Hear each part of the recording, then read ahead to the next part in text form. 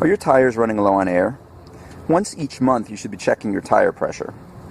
If you determine that you don't have enough air pressure in your tires, you've got to get to a gas station and put some air in, which is free to do.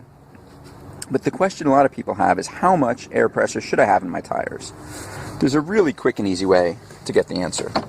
Go to the driver's side of your vehicle, open up the door, and look for this, which is the tire and loading information chart.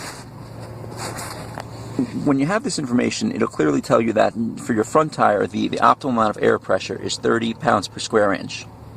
And it's the same thing for your rear tire on this particular model of vehicle. So this is a really handy way to find out how much air pressure you need. If for some reason your vehicle does not have this chart, there's another easy way to get the information. Simply go to your owner's manual, look in the index for tire. I want to look for pressure specifically, and then turn to that particular area. Let's see, for me it's page 8.3, and you'll have the very same information there. So that'll tell you the optimal amount of air that you should have in your tires for the best blend of performance and fuel economy as well as handling.